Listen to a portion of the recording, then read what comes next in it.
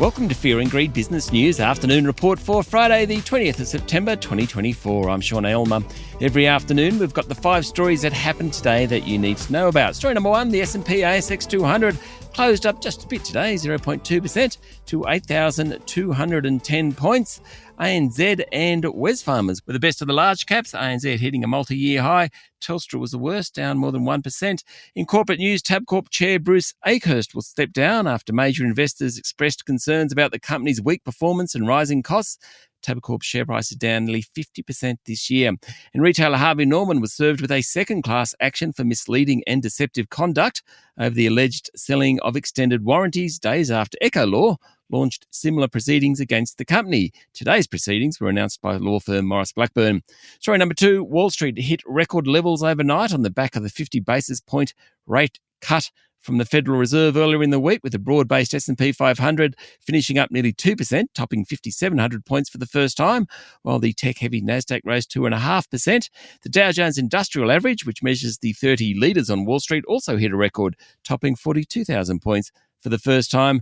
Nvidia, Apple and Meta all jumped sharply, while Tesla rose 7%. Overnight, the Bank of England, as expected, kept interest rates unchanged. During the day, the Bank of Japan kept rates in that economy unchanged. Bitcoins also had a good 24 hours, trading at more than 64,000 US dollars a unit. The Aussie dollar has held on to recent gains, fetching more than 68 US cents.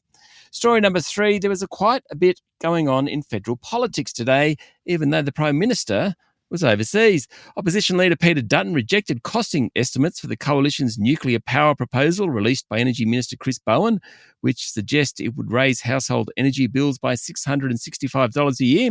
Thus far, the coalition hasn't provided estimates on what its nuclear policy would mean for household spending on energy. Pensioners, job seekers and those on rent assistance will receive a boost to their payments from today, in line with the biannual indexation increase. Social Services Minister Amanda Rishworth was spruiking the boost in payments today. The increase will impact more than 5 million Australians who receive some sort of government welfare payment. Outgoing NDIS Minister Bill Shorten ramped up the Albanese government's attack on the Greens. This is at the end of a week where it struggled to pass legislation through the Senate. Mr Shorten accused the Greens of living in a parallel universe. And former Xenophon Senator Rex Patrick will make a second tilt at Parliament in the next federal election after he was announced as the Jackie Lambie Network candidate for South Australia.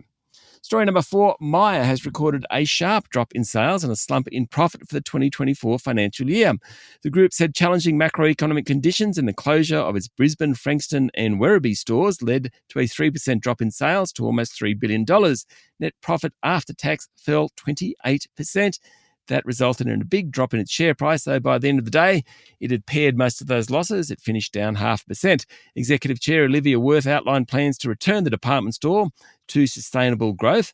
My Tomorrow, she's calling it. It includes stronger cost controls, cracking down on in-store theft, better use of promotions and unlocking the full potential of its Myer One loyalty scheme. It will seek to increase customer engagement, especially male and young shoppers, to enhance the loyalty scheme and give Myer a greater share of the wallet. And story number 5, Israel launched a wave of airstrikes against Hezbollah targets in Lebanon this morning, Australian time, as the militant group's leader said 2 days of attacks on its members involving pagers and walkie-talkies amounted to a declaration of war. In his first public remarks since the device explosions, which killed at least 37 people, Hezbollah's leader, Hassan Nasrallah, acknowledged that his group had endured a severe and cruel blow, according to a report on Reuters and the Telegraph of London. He said Israel would face just retribution and a bitter reckoning, and promised that the attacks would not deter Hezbollah from continuing to launch rockets and drones at Israel.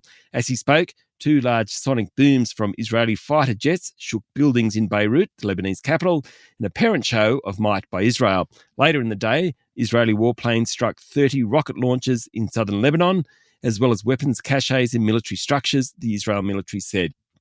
That's it for the afternoon report for Friday the 20th of September 2024. Adam Lang, Michael Thompson and I will be back tomorrow morning with the weekend edition of Fear and Greed Business News. I'm Sean Aylmer. Enjoy your evening.